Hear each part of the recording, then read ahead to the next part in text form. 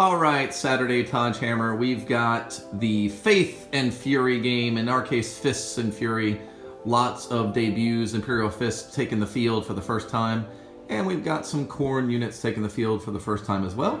We're going to be playing the Stand at Saints Wall mission with a few modifications, because we're just going to start with all of the Imperial Fists out on the field. So we'll go for an army overview.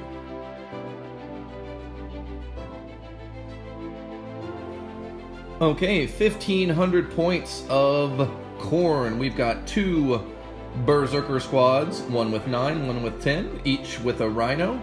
Identical, we've got chain axes, and then each sergeant has a plasma pistol and a power fist.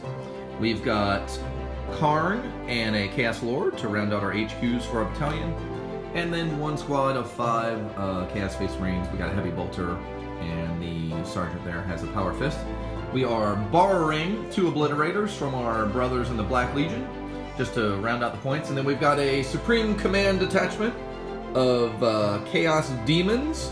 The Bloodthirster will be our Warlord, and he has the trait of Oblivious to Pain and the Armor of Scorn as his relic. So we'll have a 4-up invuln and ignoring wounds on a 6. And then our 2 Demon Princes, we are taking Skull Reaver, paying an extra CP to take the axe for that gentleman, and then just a regular Demon Hellforged sword for that. So there is 1,500 points of Fury.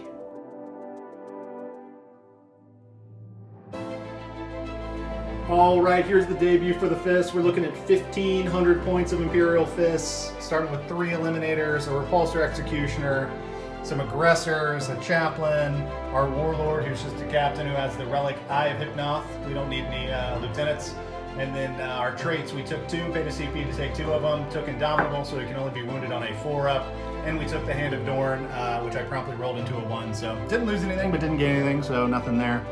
And then we have some Intercessors with bolt rifles, Intercessors, Sergeant with a power fist with Stalker bolt rifles, a Phobos Captain, a Redemptor with all of the Onslaught Gatling cannons, some Suppressors, and a unit of Infiltrators, and a Phobos Librarian. But here is how the Imperial Fist set up, defending the Honorificum. Feels right, we're defending something, so here we go.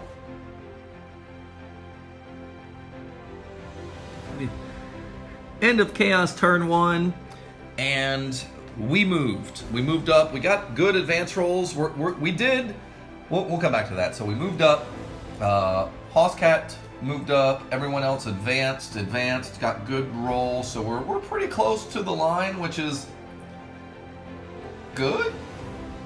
Question mark?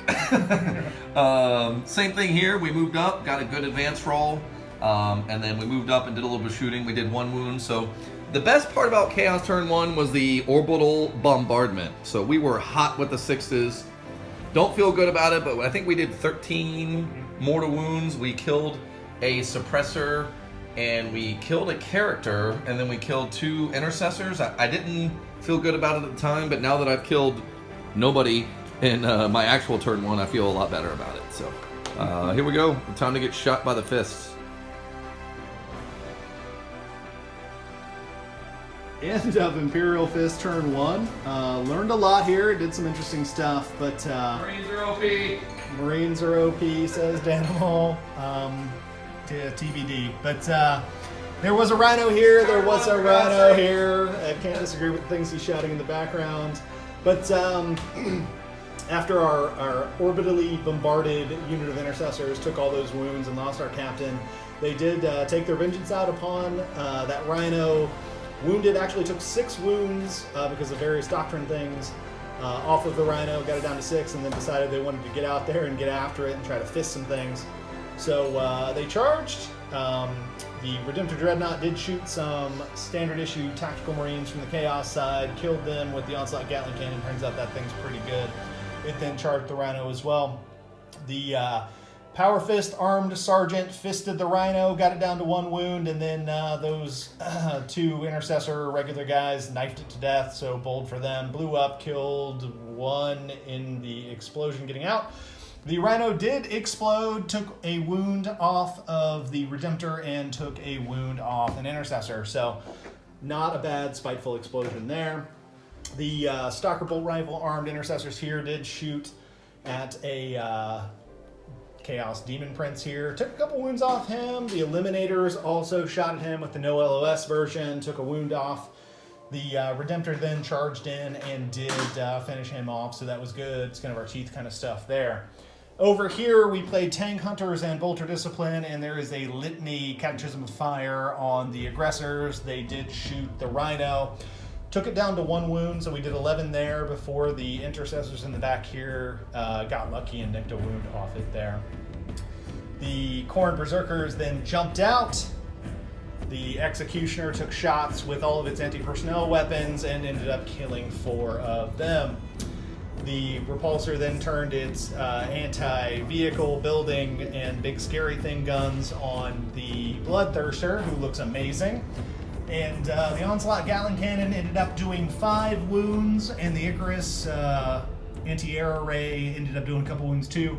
Heavy Laser Destroyer rolled hot, but turns out a 4-up invuln is pretty darn good. So that's a lot of stuff to talk about, and I think I covered most of it, but here is where we end going into Chaos Turn 2.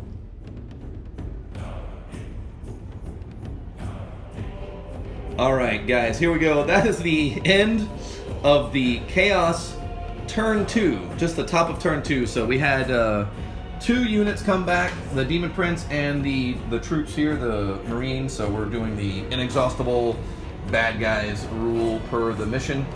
The Obliterators came out this turn. They did shoot the aggressors formerly of this position. We did kill 1 and wound a second one. Then the Bloodthirster used his flail and his flamer to kill the remaining 2 aggressors. The Demon Prince and the Zerkers did make the charge into the Captain and the Chaplain. In various fight phase things, the Demon Prince did kill the Captain. The Zerkers on round 2 of fighting did kill the Chaplain. We did lose a Zerker in the fight phase. The Bloodthirster made the charge in. We rolled kind of a shitty charge, but we did eat the Overwatch from the Repulsor. We were able to pile in to him, and then the Bloodthirster doing bloodthirsty things, and we did have some fortunate damage rolls, and we killed the Repulsor in the fight phase with the Bloodthirster. So that was that. Over here, lots of action this time. Okay, we had the Dreadnought, and we had some Intercessors over here. The Zerkers made the charge, Khorne made the charge, the Chaos Lord made the charge into the Dreadnought. It took 2 rounds of fighting against the Dreadnought, but combination of Khorne attacking once and the Zerkers attacking twice, we did kill the Dreadnought. Khorne killed one of our Zerkers because he's the Betrayer. Worth it though to get those rerolls for the Zerkers. And then the Dreadnought exploded, outright killed the Chaos Lord, and then he killed 4 Zerkers with the explosion, and Khorne took 1 wound in the explosion of the Dreadnought. So the Dreadnought really did some damage via exploding. We need these Zerkers around, so we're going to pay 2 command points for auto pass morale because we're not quite close enough to make another charge. So we'll see if they live in the shooting phase. That's funny, I know. But most of our forces are over here.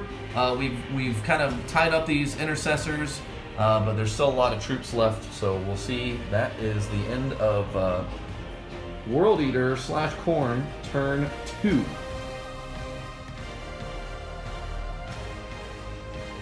End of Imperial Fist Turn 2. The bed shitting begins. So, did some shooting and promptly shot the bed. This side of the battlefield is Nurgle's playground now, full of feces. But shot Khorne with the suppressors, took 2 wounds there after we shot the bed on everything. Intercessors with Stalkers shot the Demon Prince, shot the bed there. These gentlemen fell back. Shot the bed on a Tectonic Purge or Surge. Did a smite, shot the bed. Shot the Bloodthirster with the Eliminators, shot the bed. Shot the Bloodthirster with the Infiltrators, Did 2 wounds. So we did 2 wounds here, 2 wounds here, and 2 wounds to Khorne. But here's where we stand going into Chaos, World Eater, Khorne, Death and Destruction, turn 3.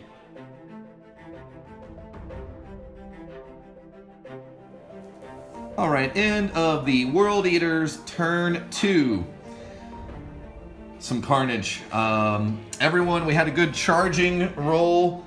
This unit of Zerkers made the charge. We did lose 2 in Overwatch. This unit of Zerkers made the charge in. Demon Prince made the charge into the Librarian. He's got 2 notches for character kills this game. I wish that our stratagems cared about that, but, you know, wah. I guess demons are already good, whatever. Bloodthirster charged in. He actually left an Intercessor alive, so -1 ration of rum for him. The Obliterators moved up. We did shoot these gentlemen here. We killed 1. Khorne kind of sashayed up, didn't do much. So overall, just kind of trying to mop up some Intercessor infantry. So that's where we stand at the end of Chaos World Eaters. That's turn 3. My apologies, turn 3. All right, end of Imperial Fist, turn 3. Yep, turn 3. Death and Destruction. Eliminators took a wound off the Bloodthirster. Intercessors killed 2 Zerkers.